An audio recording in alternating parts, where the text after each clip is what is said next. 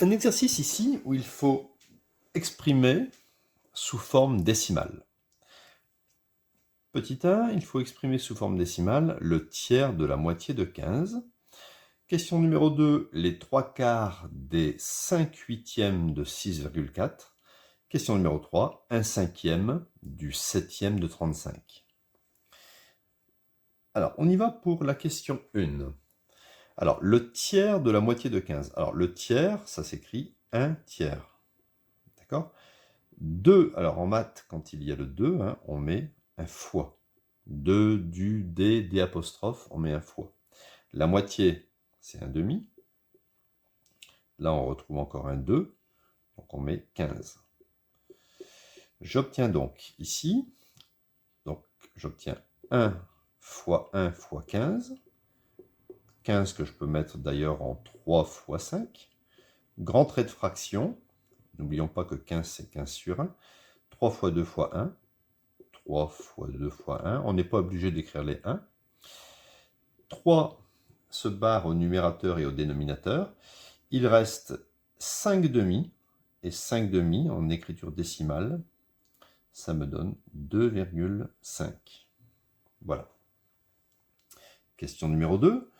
Alors, les 3/4. Donc, 3/4, c'est 3/4. D, on va le noter fois. 5/8. 5/8. J'ai encore ici un 2, 6,4. Alors, c'est déjà un exercice un petit peu plus difficile, là, parce qu'on a 6,4 ici. Alors, ce que je vais faire, c'est que je vais marquer 3/4 fois 5/8, et le 6,4, je vais multiplier par 10 pour avoir 64 sur 10. On est bien d'accord que 64 sur 10, je déplace la virgule d'un rang, ça fait bien 6,4. D'accord ? Donc 6,4, c'est 64 sur 10. J'obtiens donc ici 3 fois 5 fois, et là je fais un rapprochement, vous voyez, 64 avec le 8. 64, je le décompose en 8 fois 8. Ici 4, je peux laisser éventuellement 4. Je vais mettre 8 et je vais mettre 10. On verra si on peut décomposer encore après, on a le temps. Donc 8, je barre ici. 8 sur 4, 8 sur 4 ça fait 2. Ou alors j'écris que 8 c'est 4 fois 2, éventuellement. Donc ça fait 3 fois 5. 8, je le décompose en 4 fois 2. Ici le 4, je laisse le 4. Et 10, bien sûr, 10. Alors je peux laisser 10 ou 5 fois 2. 4 s'élimine, 5 s'élimine, 2 s'élimine. Il me reste 3. Alors il me reste 3, où on peut écrire 3,0. D'accord ? En écriture décimale ou bien 3. Ensuite,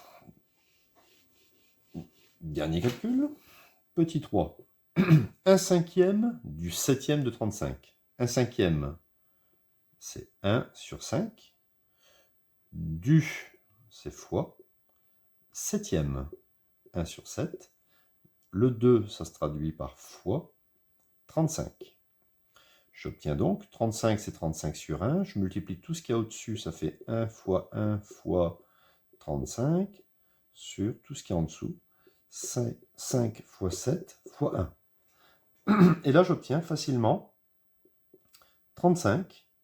5 fois 7 fois 1, 35. 35 sur 35, ça fait 1. Alors 1, ou si vous voulez, 1,0. C'est pareil. Voilà, cet exercice est terminé. C'était très important de savoir traduire, ici, de retranscrire ce langage en écriture mathématique.